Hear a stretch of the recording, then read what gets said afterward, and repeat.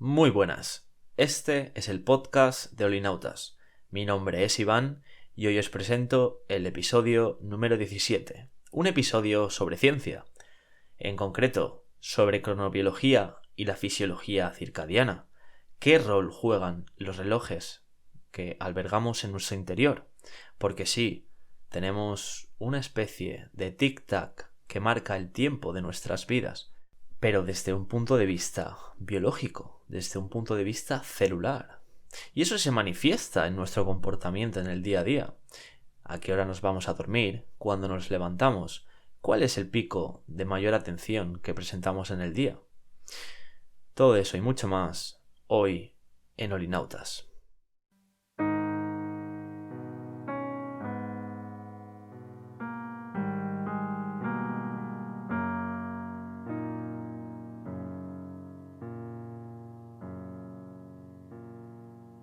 En el caso de que nuestro planeta no orbitara cerca de un Sol y aún así pudiera darse la vida en él, entonces las criaturas que morasen esa tierra oscura no tendrían ninguna noción relevante del cambio en el firmamento. Ante la ausencia de un estímulo celeste periódico, no habría diferencia entre el día y la noche. El tiempo relativo a su percepción del entorno sería el mismo, independientemente de su transcurso, porque no tendrían ninguna referencia. Por contrapartida, los seres que habitan en un planeta con estrella reciben constantemente un estímulo luminoso externo. La inercia de la evolución ha permitido la sincronización de sus sistemas nerviosos al ciclo de luz y oscuridad, porque esto beneficia su supervivencia. Pero para el astro oscuro aún quedarían las estrellas del firmamento, que conformarían patrones cíclicos si el propio planeta rotase o se trasladase alrededor de un cuerpo mayor. ¿No podrían sus criaturas sincronizarse a ellas? Pues difícilmente. Difícilmente, porque se sabe que el brillo aparente de la estrella más luminosa en el cielo terrestre es millones de veces menor que el de nuestro Sol. Los sistemas nerviosos de dichas criaturas deberían tener sentidos visuales absurdamente desarrollados para captar las sutiles diferencias de su firmamento y que existiese algún tipo de correlación. Es por eso que el tiempo debe ser especificado en relación a algo. Si no existe cambio, no existe tiempo. Las criaturas de la morada oscura vivirían en una realidad sempiternamente homogénea. Para estudiar más de cerca los atributos relacionados con la sincronía de los seres de la morada luminosa con su estrella, analicemos el único caso del que tenemos constancia, por ahora, de vida: nuestra querida Tierra. Nosotros, los humanos, hemos sufrido la transmutación de nuestro cerebro y sistema nervioso a lo largo de cientos de miles de años para adaptarnos excelentemente al medio circundante. La presión de selección ha permitido únicamente la permanencia del más apto para sobrevivir. Solo aquella información genética que producía un mejor devenir en la vida de un individuo se propagaba para generaciones ulteriores. La naturaleza ha decidido que los seres humanos, y en general la mayoría de las criaturas, sincronicen su metabolismo con el ciclo solar. Esta sincronía permite a los organismos más adaptados prepararse y anticipar mejor los potenciales cambios que el medio ambiente puede sufrir. Por ejemplo, los recursos disponibles en el entorno podrían ser mayores durante el día, cuando el sol radia más. En este caso, aquellos individuos cuyo foco atencional sea predominante durante este periodo extraerán mayor beneficio de su medio que el resto. Como efecto secundario a esta adaptación evolutiva, emerge el sistema circadiano, que significa alrededor de un día, circa de cerca y diano de día. El sistema circadiano no es más que el conjunto de relojes de nuestro organismo que regulan los procesos fisiológicos internos. Pese a que nuestros propios relojes biológicos oscilen sin necesidad de un estímulo externo, con un periodo aproximado de 24 horas, necesitamos de pequeños impulsos provenientes del ambiente para mantener estable la sincronización con el día y con la noche. En 1729, el astrónomo francés de Mairan reportó que el movimiento diario de las hojas de una planta sensible a la luz del sol persistía en completa oscuridad, demostrando su origen endógeno. Investigaciones posteriores encontraron que el periodo de oscilación de sus hojas era cercano al de nuestro astro, y no el mismo. Cuando la planta no percibía un estímulo externo, su periodo de oscilación se desfasaba ligeramente, por debajo, respecto al del Sol. Experimentos similares se realizaron en animales, concluyendo que casi todas las células eucariotas, es decir, las que tienen un núcleo definido, casi todas tienen un reloj autónomo que exhibe oscilaciones cuyo periodo es cercano al de 24 horas y que puede ser influenciado por señales externas. Estas perturbaciones externas pueden reajustar el reloj circadiano de nuestro cuerpo y sincronizar todas las células a la misma fase de oscilación. Digamos que en los mamíferos el sistema circadiano consiste principalmente de 3 partes: la ruta de entrada, el reloj circadiano central y la ruta de salida. La ruta de entrada siente el conjunto de señales del ambiente que contiene alguna referencia temporal, como la luz en el día y la noche, y manda dicha información al reloj circadiano central. Este reloj forja un ritmo circadiano endógeno en correspondencia con las señales externas para permitir la adaptación del individuo al ambiente.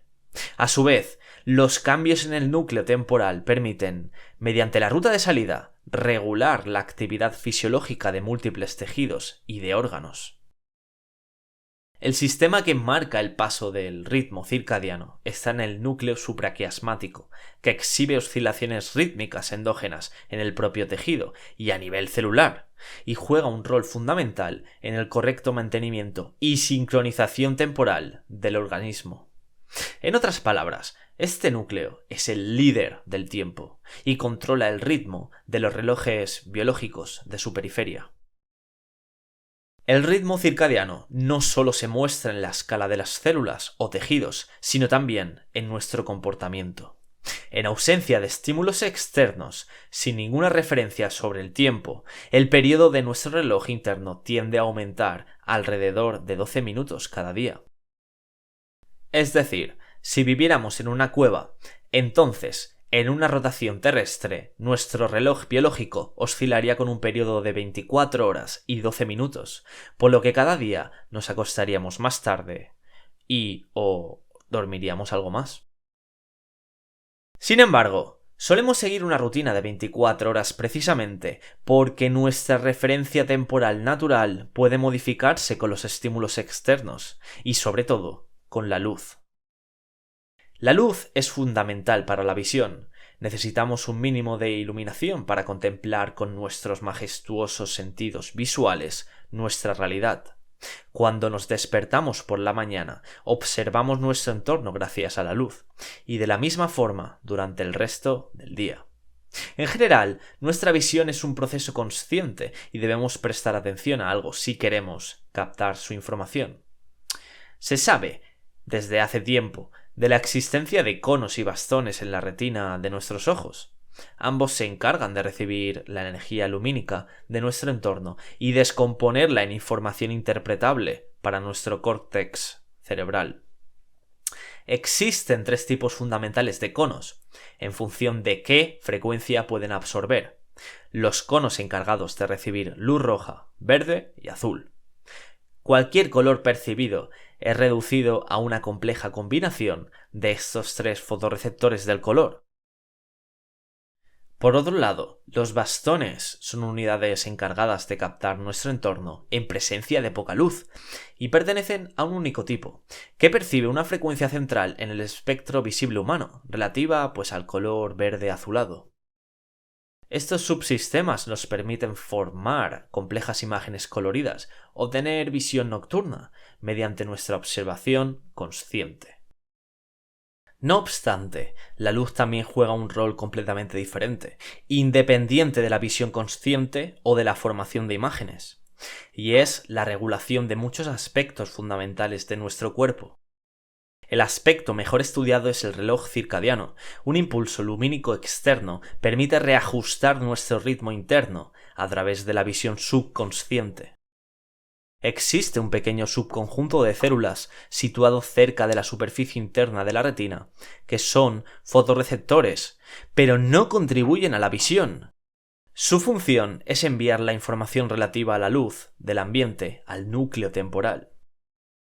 Constantemente este sistema está tratando de averiguar en qué momento en el tiempo está en relación al ciclo solar, para ajustar nuestra fisiología en consonancia. Su diseño permite conocer las diferencias en la intensidad lumínica percibida de una forma precisa. En un entorno natural, como es el que había hace poco más de 100 años, el ritmo circadiano trabaja excelentemente, ya que es capaz de captar la cantidad de luz en cada momento del día de forma precisa y sincronizar nuestro reloj interno. No obstante, desde finales del siglo XIX tenemos la capacidad de iluminar tanto las casas como los locales de trabajo indefinidamente, lo que da lugar a un entorno de luz artificial donde el ritmo circadiano está desubicado. Extender artificialmente la luz más allá del ciclo solar manda señales a nuestro núcleo temporal para que desfase nuestro ritmo interno. Y si añadimos poca exposición al sol durante el día, esto forma un cóctel perfecto para la desincronización de nuestros procesos fisiológicos, en oposición con el ritmo natural que ha tenido nuestra biología desde hace cientos de miles de años. Tenemos un reloj cercano a 24 horas en nuestro cerebro, y el sistema circadiano está tratando de averiguar dónde estamos en el tiempo para sincronizarlo con el ciclo solar, por lo que es conveniente mandarle las señales correctas para que así lo haga. Exponernos a la luz solar cuando amanece es vital para informar a nuestro núcleo temporal del inicio del ciclo, al igual que también es importante darle las señales relativas al atardecer, cuando deberíamos empezar a disminuir nuestra actividad. Pero las cosas no acaban ahí.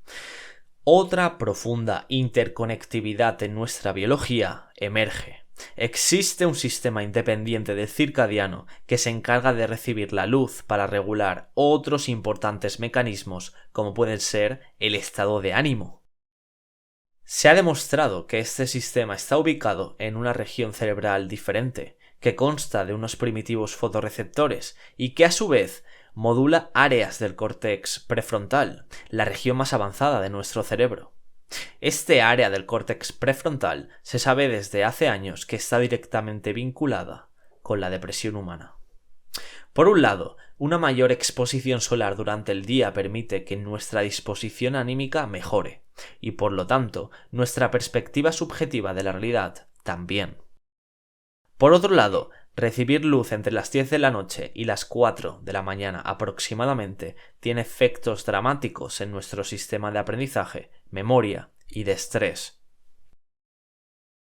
En otras palabras, está claro que un estímulo artificial en esta franja horaria puede alterar nuestro reloj biológico, desfasándolo, pero también existe otro mecanismo diferente que perjudicará nuestro ánimo y nuestro aprendizaje. Cuándo vemos luz y cuánta puede facilitar la presencia de indicadores internos que mejoran o empeoran la sensación de felicidad, del aprendizaje, la memoria, etc. Incluso si estamos durmiendo y despertándonos en la hora adecuada. En nuestro cerebro hay una región encargada de gestionar el ritmo temporal de nuestro organismo, pero ¿cómo se refleja esto en nuestro cuerpo a gran escala? Nuestra temperatura corporal no es constante, sino que varía ligeramente a lo largo de 24 horas. En general, en los periodos de mayor actividad, nuestro cuerpo se encuentra más caliente, mientras que en los de mayor reposo está más frío. Las células y los tejidos de nuestro cuerpo son sincronizados temporalmente por nuestra temperatura corporal para cooperar en el mismo horario. La temperatura es el eslabón fundamental que permite a todos nuestros órganos trabajar al unísono. Dada su periodicidad, la temperatura de nuestro cuerpo alcanza un mínimo cada día. El momento en el que este valor se alcanza es la referencia absoluta de nuestro ciclo circadiano y es esencial para entender por qué nos levantamos cuando lo hacemos o por qué estamos alerta en ciertas horas y no otras. En término promedio, el alcance del mínimo de temperatura suele ocurrir entre 90 y 120 minutos justo antes de despertarnos.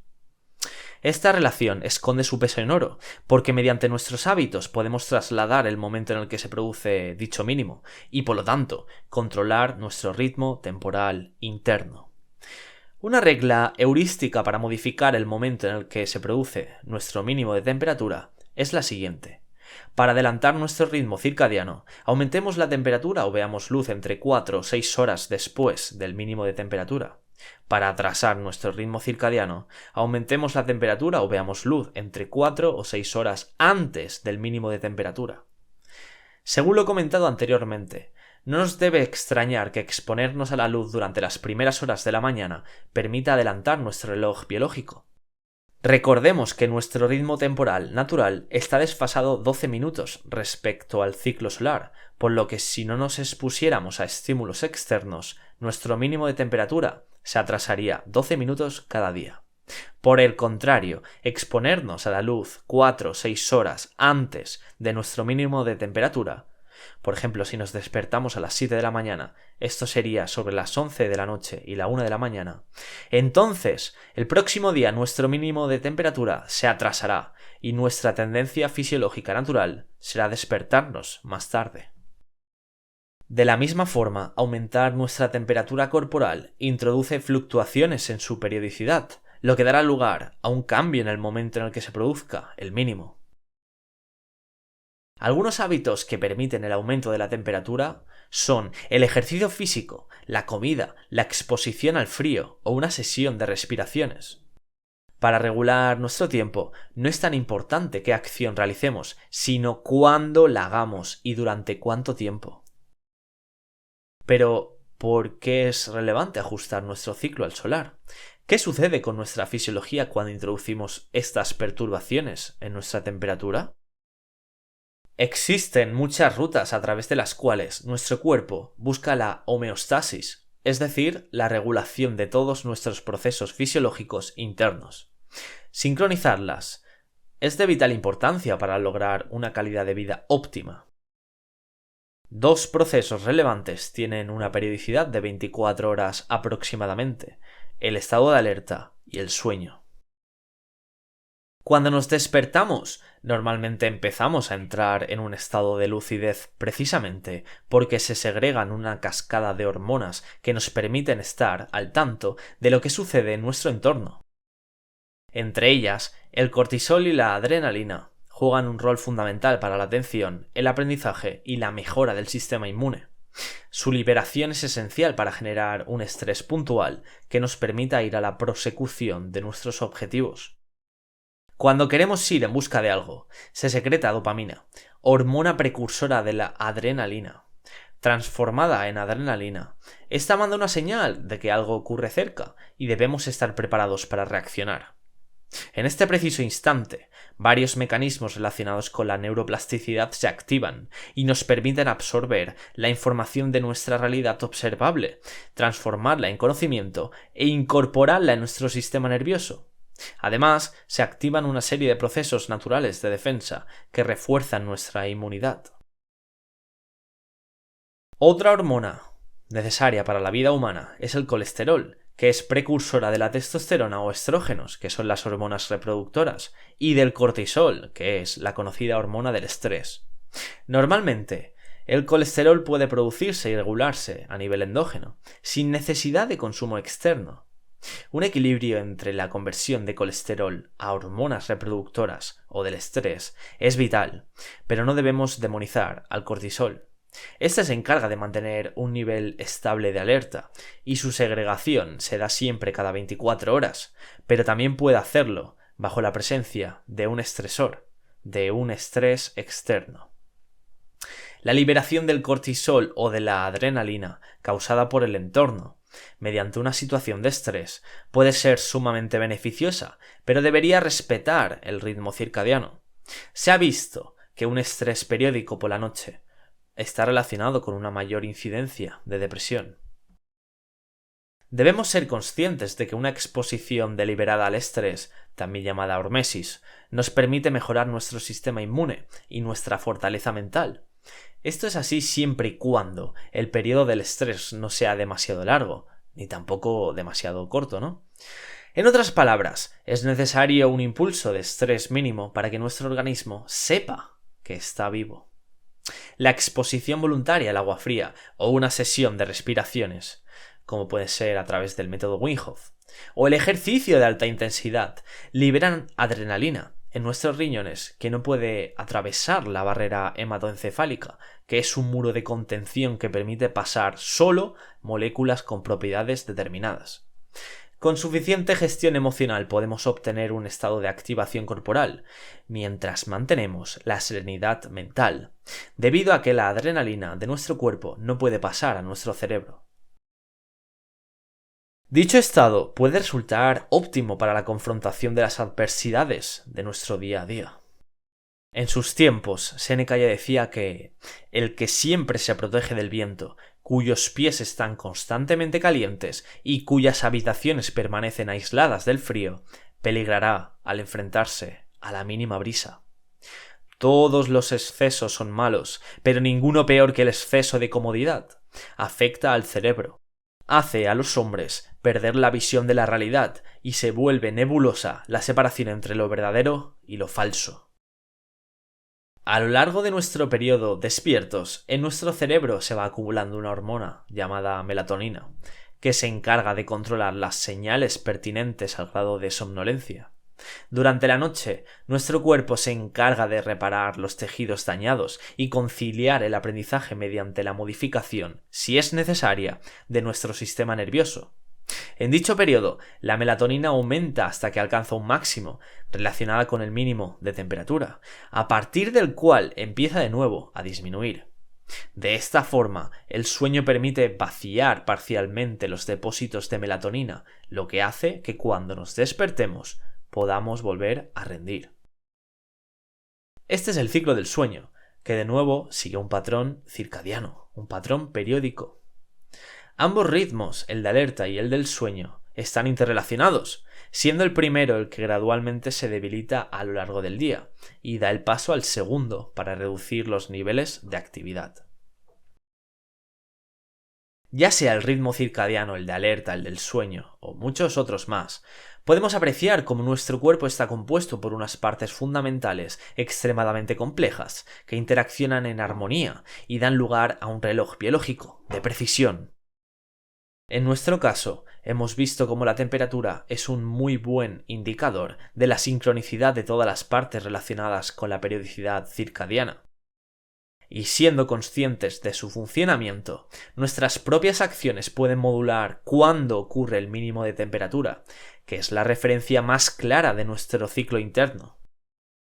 Siguiendo una lógica evolutiva donde nuestras acciones están alineadas con nuestros genes, mandar señales coherentes a nuestro cerebro para que logre sincronizar su reloj es vital, al igual que una máxima exposición a la luz natural del día permite optimizar nuestro estado de ánimo y el aprendizaje.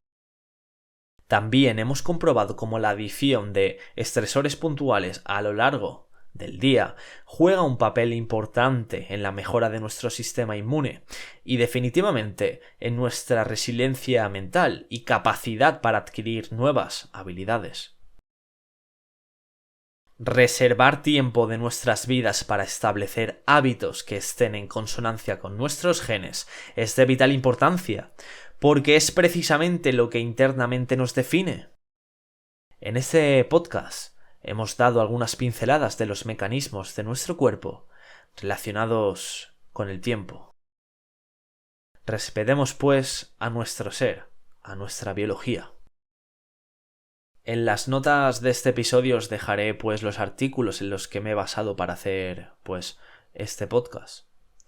Y espero que os haya aportado una visión un poquito más global de lo que implica ser humano y de lo que implica tener una vida compleja, una vida que ha sido emergente de la evolución de tantos cientos de miles de años. Así que nada, aquí me despido. Un saludo y hasta la próxima.